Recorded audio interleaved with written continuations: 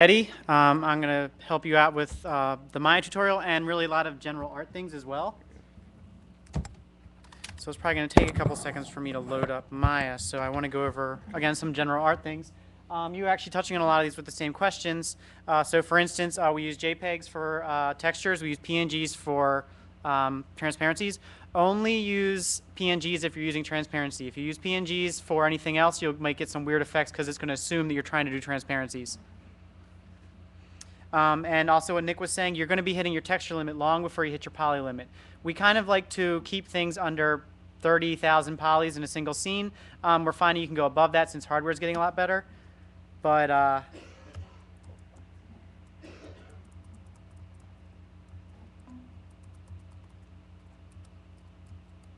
okay. But anyway, yeah, you can get that poly limit a lot higher now. So I honestly wouldn't put any textures above 512 by 512. You can if you only have like a single character, but just keep things safe. And since it's going to be windowed in your browser, chances are your texture will never like be any bigger than that. Also, what he was saying, we support diffuse color channels, specular channels, normal maps, and transparencies. And then, yeah. If any of you guys like to work with normal maps, I like to use Crazy Bump. It's really quick to make any sort of normal maps you want, just generate it from the color channel. But if you want to go in and make them by hand, feel free. They'll work, but a lot of times I know that can take hours.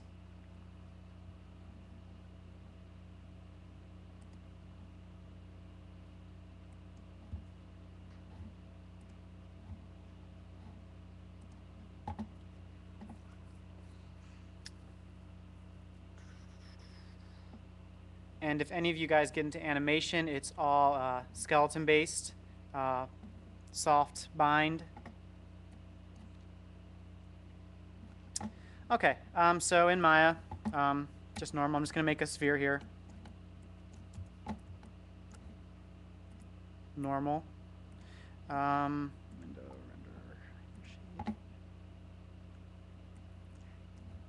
render, and again, if you're going to start using things like specularity, you want to use a Phong just because that material supports specularity.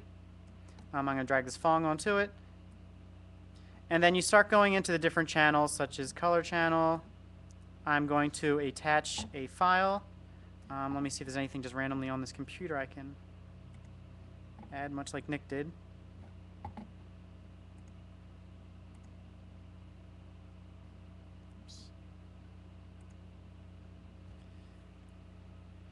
Okay,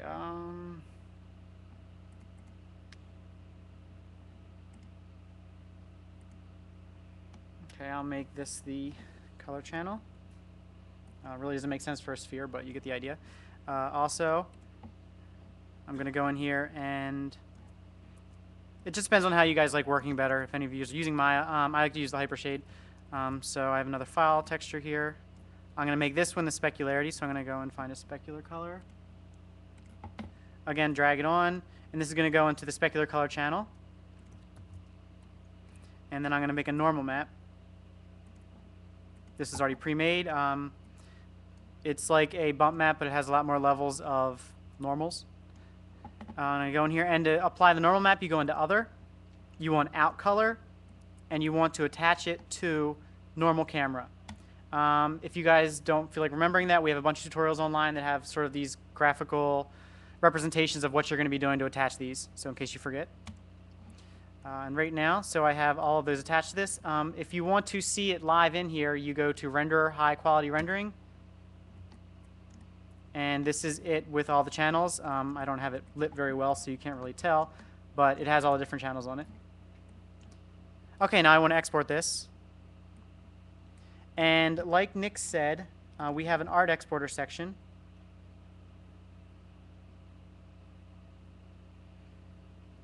Okay, I'm going to skip doing that. Anyway, so you're going to need curl.exe. You want that to be in your Windows directory. That's like one of the most important pieces because it will not work without it. Once that's in there, you go and you download the Maya Mel plugin. And there's only one. It works with all different versions. And so I have this already pre-downloaded, and I'm just going to drag this into the window. And you get a much more slimmed down kind of interface than the Max version, which is nicer, but you can't do as much, but it should do everything you need it to do on your art end. Again, you can add collision. I'm just going to add a sphere. And just generally line it up.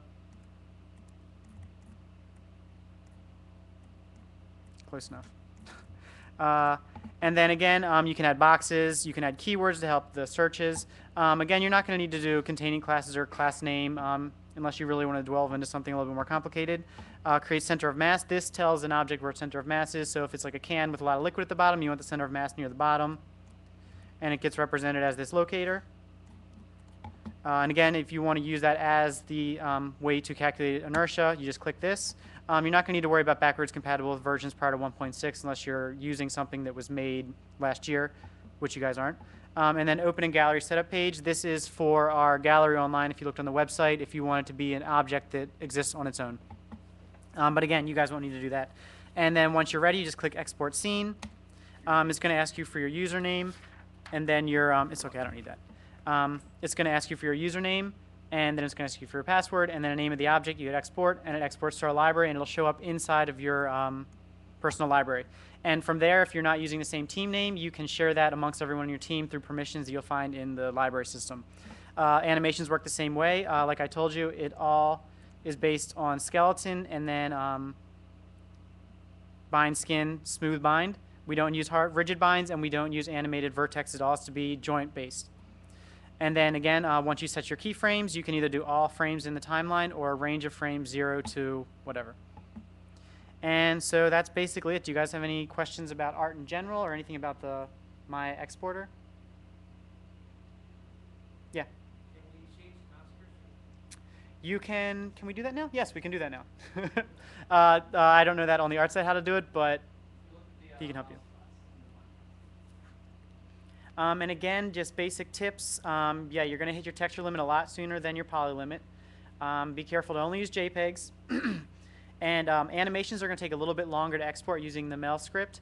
That's just because the Mel script works on our version, so it has a few more calculations to do based on that. But other than that, if you have any questions, just grab me. I should be in the room most of the night, so just look for me. Thanks, guys.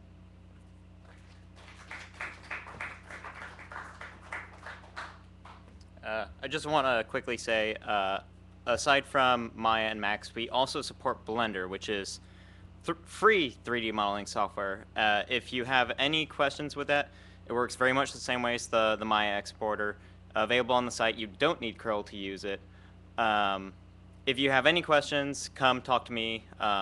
It is still technically in beta, so you could always run into bugs, and I can try to help you through any of that. So just talk to me if you have problems with Blender.